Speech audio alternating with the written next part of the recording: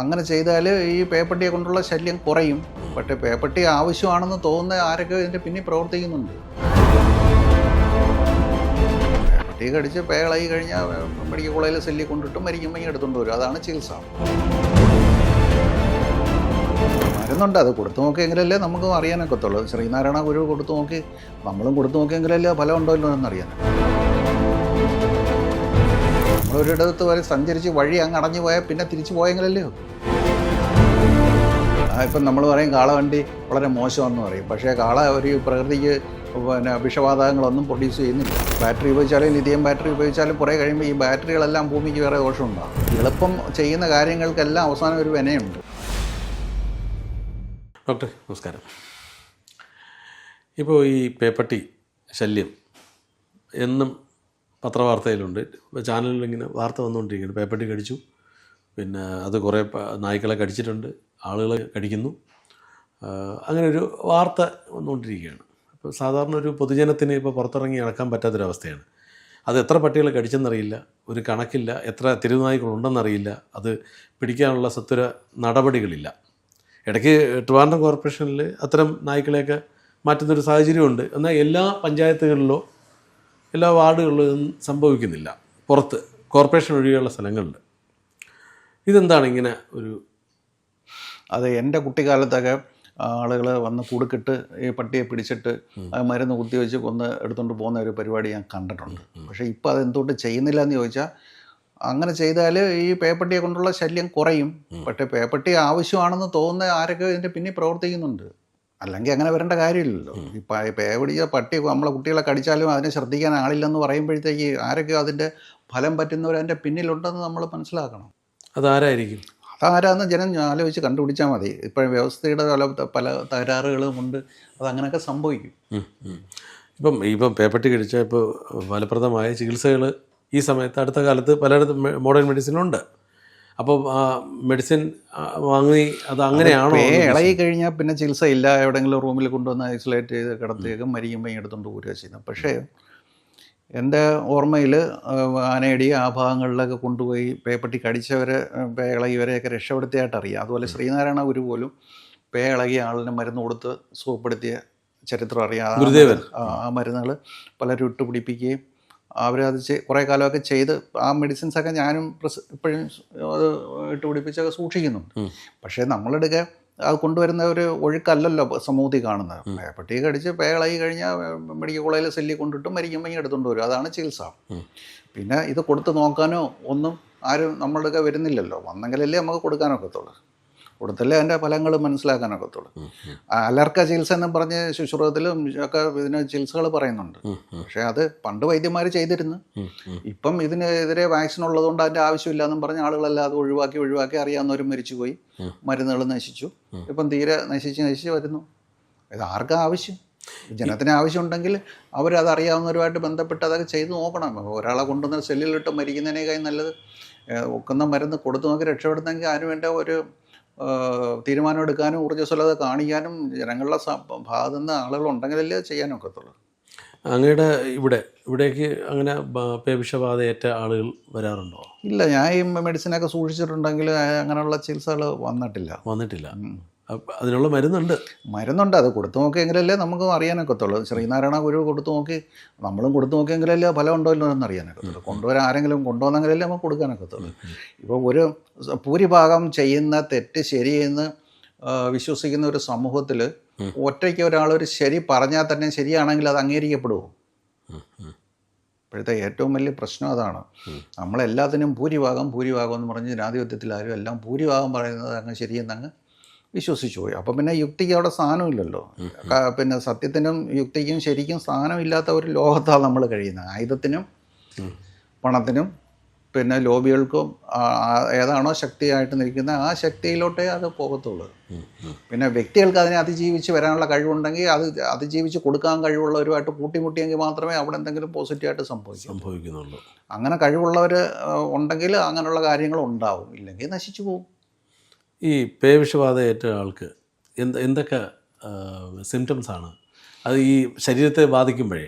ഇപ്പം പലരും രക്ഷപ്പെട്ട് വന്നു എന്ന് പറഞ്ഞ് അതിന് ശേഷം അവരുടെ ജീവിതം നെർവസ് സിസ്റ്റത്തെ ബാധിക്കും, ബ്രെയിനെയൊക്കെ ബാധിച്ചിട്ട് പിന്നെ അവർക്ക് പിന്നെ തൊണ്ടയ്ക്ക് കൺസ്ട്രിക്ഷൻ ഉണ്ടാവും, മസിലുകളൊക്കെ ചുരുങ്ങുകയും പിന്നെ വെളിച്ചവും ഒക്കെ കാണാനും വെള്ളം ഒക്കെ കഴിക്കുന്നതിനൊക്കെ വളരെ ബുദ്ധിമുട്ടുണ്ടാകും. നെർവസ് സിസ്റ്റത്തിന് വളരെ മാരകമായിട്ട് ബാധിച്ച് ഏറ്റവും വൈറസുകളെയും മാരകമായിട്ടുള്ള വൈറസായിട്ടാണ് റാബിസ് വൈറസായിട്ട് കണക്കാക്കുക. പിന്നെ അതിനൊക്കെ പിന്നെ തുടക്കത്തിൽ മരുന്ന് കൊടുക്കാനും അത് കൊടുത്ത് മാറുന്ന 10 കേസുകൾ കണ്ടെങ്കിലല്ലേ ബാക്കിയുള്ളവർക്കും അത് പഠിക്കാനൊക്കത്തുള്ളൂ. സാധ്യതയുണ്ട്, അത് പ്രയോജനപ്പെടുത്തണ്ടേ. നമ്മളെ ശാസ്ത്രത്തിലുള്ള സാധ്യത പ്രയോജനപ്പെടുത്താൻ ഗവൺമെൻറ്റോ ജനങ്ങളോ ഒക്കെ തയ്യാറായെങ്കിലല്ലേ കൊടുക്കാൻ തയ്യാറായിട്ടുള്ളവന് അത് ചെയ്തു കൊടുക്കാനൊക്കത്തുള്ളൂ. ഏകദേശം എത്ര കാലം എടുത്തു അങ്ങനെ ഒരു ചികിത്സ നമ്മൾ ആയുർവേദത്തിൽ ചെയ്യുകയാണെങ്കിൽ എത്ര കാലം എടുക്കും? പല വൈറസ് രോഗങ്ങൾക്കും ഇപ്പോൾ ഇവിടെ അലോപ്പതി ഉണ്ട്, ആയുർവേദമുണ്ട്, നമ്മളെ ഹോസ്പിറ്റലിൽ സിദ്ധ ചികിത്സയുണ്ട്. ഇപ്പോൾ ഒരു ഹെർപ്പസ് കേസ് അത് വൈറസ് കൊണ്ടുണ്ടാകുന്നതാണ്. അപ്പോൾ ഞാനത് വൈഫ് അലോപ്പതി ഡോക്ടർ, അപ്പോൾ അവരോട് ഞാൻ പറഞ്ഞു ഞാനിത് ഈ വൈറസിനെ ആയുർവേദം കൊടുത്ത് മാറ്റി കാണിക്കട്ടോ എന്ന് ചോദിച്ചു. മനസ്സിലായോ? അത് ഞാൻ ആയുർവേദം മാത്രം അത് കൊടുത്തത് മാറ്റി കാണിക്കുകയും ചെയ്തു. അപ്പോഴേ അവർക്ക് മനസ്സിലായത് വൈറസിന് ആയുർവേദത്തിൽ മരുന്നുണ്ടെന്നുള്ളത്.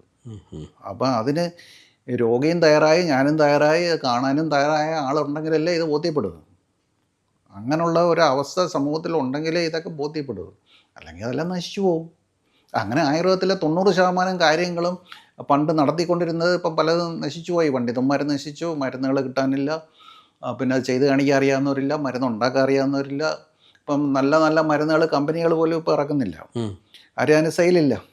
എല്ലാം ഈ മോഡേൺ മെഡിസിൻ്റെ പിന്നാലെ അപ്പോഴത്തേക്ക് വല്ല വായിക്ക് രുചിയുള്ള അരിഷ്ടോ ലേഹ്യം അങ്ങനെ എണ്ണകളോ മാത്രമേ ഇപ്പോൾ ഉള്ളൂ. കൂടുതലും ആളുകൾ എണ്ണയിടിയിൽ മാത്രമാണ് ആയുർവേദം എന്ന് തെറ്റിദ്ധരിച്ചിരിക്കുന്ന ഒരു കാലഘട്ടത്തിലായി. ഇപ്പോഴും വെൽനസ് ട്രീറ്റ്മെൻറ്റ് മാത്രമേ ഉള്ളൂ എന്നുള്ളൊരു മട്ടിലായി. മനസ്സിലായില്ലേ? അപ്പോൾ അങ്ങനല്ല, ഈ വൈറസ് രോഗങ്ങൾക്കും ബാക്ടീരിയ രോഗങ്ങൾക്കും എല്ലാ ഔഷധങ്ങളുണ്ട്. ഇപ്പം ബാക്ടീരിയയെ നശിപ്പിച്ച് ചികിത്സ ചെയ്ത ആൻറ്റിബയോട്ടിക്കുകൾ പിന്നെ റെസിസ്റ്റൻ്റായി. റെസിസ്റ്റൻ്റ് ആയതുകൊണ്ട് ഇനി ആ ചികിത്സ ശരിക്കും ഫലിക്കാതെ വരും. വീണ്ടും നമ്മൾ ഇതിലോട്ട് തിരിയേണ്ടി വരും, ആയുർവേദത്തോട്ട് തിരിയേണ്ടി വരും. അപ്പോഴത്തേക്ക് ഇത് അറിയാവുന്നവരും കാണത്തില്ല, മരുന്നും കാണത്തില്ല. ആ ഒരു ദുസ്ഥിതി വരും എല്ലാവരും കൂടെ തിരിയുമ്പോഴത്തേക്ക്. മനസ്സിലായോ? ഇത് ആയുർവേദത്തിൽ എത്ര കാലം എടുക്കും ഇങ്ങനെ ഒരു ചികിത്സയ്ക്ക്? ഒരു പേവിഷബാധ ഏറ്റ ആളിന് എത്ര കാലം കൊണ്ട് നമുക്കത് മാറ്റിയെടുക്കാൻ പറ്റും ഏകദേശം? അതൊക്കെ ഒരു 2 ആഴ്ച അല്ലെങ്കിൽ ഒരു 10-20 ദിവസത്തെ ചികിത്സകൾ കൊണ്ട് അത് സുഖപ്പെടുത്താൻ പറ്റും. അത് എൻ്റെ വിശ്വാസം. പക്ഷെ അത് ആളുകൾ വന്ന് അത് ചെയ്തെങ്കിലേ പറ്റൂ. അത് എൻ്റെ റിസ്ക്കിലല്ല, അവരുടെ റിസ്ക്കിൽ തന്നെ ചെയ്തെങ്കിലേ പറ്റൂ. മനസ്സിലായോ? ഞാൻ പലരുടെയും ചോദിക്കും, നിങ്ങൾ ഐസ് യൂണിറ്റിൽ കിടന്ന് മരിക്കുന്നതിന് നിങ്ങൾക്ക് ബുദ്ധിമുട്ടില്ല, എൻ്റെ അടുക്ക വന്ന് നിങ്ങൾ മരിക്കുന്നതിന് നിങ്ങൾക്ക് ബുദ്ധിമുട്ടില്ലെന്നെങ്കിലേ ഞാൻ ചികിത്സിക്കുന്നുള്ളൂ. മരണത്തെ ഇപ്പോൾ ആർക്കും പിടിച്ചു നിർത്താൻ നോക്കത്തില്ല. അപ്പോൾ അത്രയും വിശ്വാസമുള്ളവർ ചികിത്സിച്ചാൽ മതി.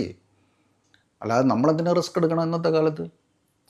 ഇത്തരം സാധ്യതകളുണ്ടായതിൽ എന്തുകൊണ്ടായിരിക്കും ഈ സർക്കാരുകളോ ഇല്ലെങ്കിൽ സംവിധാനങ്ങളോ ഇതിനൊരു റിസർച്ച് ടീം വേണം, അല്ലെങ്കിൽ ആയുർവേദത്തിൽ ഇത്തരം ഫലപ്രദമായ ചികിത്സകളുണ്ട് അത് കണ്ടെത്തണം എന്നൊക്കെ ബോധ്യം വരാത്തതാണ്? ഇപ്പം ആയുർവേദ കോളേജും ഒക്കെ ഉള്ള സംവിധാനം ഉള്ള സമയത്താണ് ഇത് എൻ്റെ ഈ ചോദ്യം എന്തുകൊണ്ടായിരിക്കും?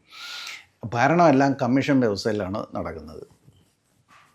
അല്ലാതെ ഈ ജനങ്ങൾ നന്നാവണമെന്നും പറഞ്ഞൊരു ഭരണം വരണമെങ്കിൽ അത് രാജഭരണത്തിലേ പറ്റത്തുള്ളൂ. അല്ല അശോകനോ അങ്ങനെയൊക്കെ ഉള്ളവർ ഭരിക്കുന്നെങ്കിൽ മാത്രമേ അതൊക്കെ നടക്കൂ.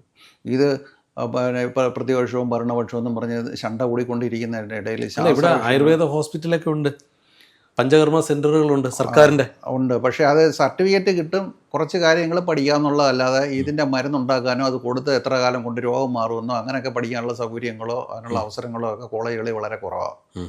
പരിമിതമായ അറിവും അതിന് സർട്ടിഫിക്കറ്റും ഒക്കെ കിട്ടത്തുള്ളൂ. പക്ഷേ ഇത് നല്ല വൈദ്യന്മാരുടെ കൂടി അതൊക്കെ അഭ്യസിച്ച് കോളേജിൽ പഠിച്ചതും പിന്നെ മോഡേൺ മെഡിസിൻ്റെതും എല്ലാ ശാസ്ത്രങ്ങളും ചേർത്ത് ചെയ്ത് നോക്കി അത് സ്വയം ബോധ്യപ്പെട്ട് കഴിവുണ്ടാക്കിയെടുക്കണം. അങ്ങനെയാണെങ്കിലേ അത് നടക്കത്തുള്ളൂ. അത് പഴയ വൈദ്യന്മാരെല്ലാം മൺമറഞ്ഞുകൊണ്ടിരിക്കുക. അപ്പോൾ അവരുടെയൊക്കെ പോയി ഇനി പഠിക്കാനുള്ള സാധ്യതകൾ പോലും ഇല്ലാതായി, പല പുസ്തകങ്ങളും നഷ്ടപ്പെട്ട്.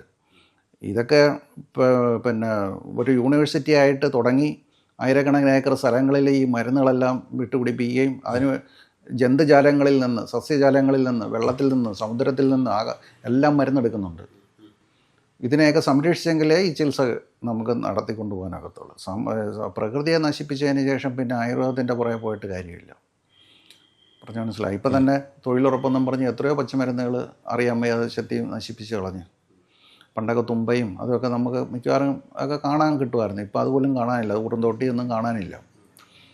മനസ്സിലായി. അപ്പോൾ അങ്ങനെ വളരെ വേഗത്തിൽ നമ്മുടെ ബയോഡൈവേഴ്സിറ്റി നശിച്ചുകൊണ്ടിരിക്കുക. അപ്പം കാവുകളും കുളങ്ങളും ഒക്കെ ഉണ്ടായിരുന്നു അന്ന്. മരോട്ടി, അതുപോലെ ചേര്, കാഞ്ഞിര ഇങ്ങനെയൊക്കെയുള്ള വലിയ വൃക്ഷങ്ങളൊക്കെ അവിടെ നിൽക്കുമായിരുന്നു. അതൊക്കെ മരുന്നിന് വേണ്ടി പറക്കി കൊണ്ടുപോയി അതിൻ്റെ കുരു അതൊക്കെ എടുത്ത് അങ്ങാടിക്കടയിൽ കൊടുക്കുക, അങ്ങനെ മരുന്നുണ്ടാക്കി വൈദ്യന്മാരെ നിലനിർത്തി. ഇപ്പം കാവുകൾ നശിപ്പിച്ചു. പണ്ടുള്ളവർ പറയും കാവ് തീണ്ടിയ തലമുറകൾ നശിക്കുമെന്നൊക്കെ പറഞ്ഞ് കേട്ടിട്ടില്ലേ? അതുപോലെ നീ വായു ഗുളികയ്ക്ക് പോകുന്നതെന്നൊക്കെ ചോദിച്ച് കേട്ടിട്ടില്ലേ? ഒരാൾ ഭയങ്കരമായിട്ട് ഓടിപ്പോവുക, സ്പീഡിൽ പോകുമ്പോൾ വായു ഗുളിക. അന്ന് മരിക്കുന്നതിന് 2 എണ്ണയുടെ ചിലവേ ഉള്ളൂ. അല്ലെ, ആന്തരികാവയവങ്ങൾക്ക് വലിയ കേടില്ല, വലിയ അസ്വസ്ഥതകളില്ല. പിന്നെ ചെറിയ കഫക്കത്തിൻ്റെ ഒരു കഫക്കെട്ടിൻ്റെ ശല്യമുള്ളൂ. അത് ആയുസറ്റ് വരുമ്പോഴത്തേക്ക് സുഖമായിട്ട് മരിക്കുന്നതിന് വായു ഗുളിക കൊടുക്കുമ്പോഴത്തേക്ക് ആ കഫത്തിൻ്റെ തടസ്സമൊന്നും മാറും, അത് മരിക്കും. ഇന്നിപ്പം വീട്ടിൽ കിടന്ന ആരെങ്കിലും മരിക്കുന്നുണ്ടോ? ഇത് കോടികൾ ചിലവാക്കി 10-12 ദിവസം ഐസ് യൂണിറ്റ് കിടന്ന് അങ്ങ് മരിക്കുന്നതിന് കോടികൾ ചിലവാകും. കുടുംബവും പിന്നെ കടത്തിലാവും. എല്ലാം ഇപ്പം സംഭവിച്ചുകൊണ്ടിരിക്കും. ഇപ്പം അങ്ങും ചെയ്യുന്നത് അത്തരത്തിലുള്ള സാധാരണ ചികിത്സാ രീതികളാണ് ഇവിടെ. അപ്പോൾ നമുക്ക് അങ്ങനെ ഒരു പരീക്ഷണം നമ്മളെ ആന്തരിക അവയവങ്ങൾ കേടാവാതെ ചികിത്സിക്കണമെങ്കിൽ സമയാസമയങ്ങളിൽ ശരീരം ശുദ്ധി ചെയ്തും പഞ്ചകർമ്മങ്ങളൊക്കെ ചെയ്തും വിഷശമനമായിട്ടുള്ള ഔഷധങ്ങളൊക്കെ ഉപയോഗിച്ചും ഒക്കെ ജീവിച്ചെങ്കിൽ മാത്രമേ നമുക്ക് ചികിത്സാ ചിലവ് കുറച്ചുകൊണ്ടുവരാൻ പറ്റത്തുള്ളൂ. ഇത് ചെയ്യാത്തതുകൊണ്ടാണ് ചികിത്സാ ചിലവ് ഇപ്പം വർദ്ധിച്ചു പോകുന്നത്. നമ്മൾ മൊബൈൽ തുറന്ന ഉടനെ തന്നെ ഇൻഷുറൻസ് എടുത്തോ, അല്ലെങ്കിൽ 80 ലക്ഷം ആവും, 1 കോടിയാവും, 6 കോടിയാവും ചികിത്സാ ചിലവ് എന്നും പറഞ്ഞ് ഭയപ്പെടുത്തുന്ന ഒരു രംഗമല്ലേ ഇപ്പോൾ കണ്ടുകൊണ്ടിരിക്കുന്നത്. ഈ പണ്ട് അങ്ങനെ ഇല്ലായിരുന്നല്ലോ. പണ്ടും ആളുകൾ 10-100 വയസ്സ് വരെ ജീവിച്ചിരുന്നു. പക്ഷേ അന്ന് 30 വയസ്സ് വരെ ആയുസുള്ളെന്നാണ് ഇവിടെ തെറ്റിദ്ധരിപ്പിച്ച് വെച്ചിരിക്കുന്നത്. പണ്ടുള്ള ആളുകൾ 100-120 വയസ്സ് വരെ ആരോഗ്യമായിട്ട് ജീവിച്ചിരുന്നു. അതിനിപ്പം തെറ്റിദ്ധരിപ്പിച്ച് വെച്ചിരിക്കുന്നത് പണ്ടുള്ളവർക്ക് ആയുസ് കുറവായിരുന്നെന്നും ഇപ്പോഴും ആയുസ് കൂടുതലെന്നൊക്കെയാണ് തെറ്റിദ്ധരിപ്പിച്ച് വെച്ചിരിക്കുന്നത്. അതെല്ലാം പ്രചാരണത്തിൻ്റെ ഭാഗമായിട്ടുള്ള തെറ്റിദ്ധാരണകളാണ്. ശുദ്ധമായിട്ടുള്ള കൃഷി ചെയ്ത് അവനവൻ്റെ ഏരിയയിലുള്ള ആഹാരവും കഴിച്ച് ആയുർവേദ ഔഷധങ്ങളും ഭാരതീയമായിട്ടുള്ള ചികിത്സകളും ജീവിത രീതികളും പുലർത്തിക്കൊണ്ടിരുന്ന ആളുകൾ ദീർഘകാലം ജീവിച്ചിരുന്നു. അവരൊക്കെ പശുവിനെ കറക്കാനൊക്കെ 3 മണിക്ക് എണീക്കും. ബ്രാഹ്മമുഹൂർത്തത്തിൽ എഴുന്നേൽക്കുന്നത് ആരോഗ്യത്തിന് വളരെ ശ്രേഷ്ഠമായിട്ട് കണക്കാക്കുന്നുണ്ട്. അവർ 8 മണിക്ക് 9 മണിക്ക് കിടന്നുറങ്ങും. രാവിലെ 3-3:30 എണീക്കും. പശുവിൻ്റെ കാര്യങ്ങളൊക്കെ നോക്കിയതിന് ശേഷം കുളിച്ച് വൃത്തിയായി നാമജപമൊക്കെ നടത്തി അവർ കൃഷിപ്പണിക്ക് ഇറങ്ങും. അല്ല, ഇന്നത്തെ സാഹചര്യത്തിൽ എല്ലാവർക്കും ചെയ്യാൻ പറ്റില്ല. അപ്പോൾ അവർക്ക് വ്യായാമമുണ്ട്, പ്രകൃതി ശുദ്ധമായിരുന്നു, നല്ല ആഹാരമുണ്ട്. അതുകൊണ്ട് ഇന്നത്തെ സാഹചര്യം അങ്ങനെ അല്ലല്ലോ. സാഹചര്യം അങ്ങനെ അല്ലെങ്കിലും നമ്മൾ ഇനി അതിൻ്റെ മേന്മ മനസ്സിലാക്കി നമ്മൾ തിരിച്ചു പോയെങ്കിലേ പറ്റൂ. നമ്മളൊരിടത്ത് വരെ സഞ്ചരിച്ച് വഴി അങ്ങ് അടഞ്ഞു പോയാൽ പിന്നെ തിരിച്ചു പോയെങ്കിലല്ലേ വെക്കും. അത് തിരിച്ചു പോകാൻ സമയമായി കഴിഞ്ഞു.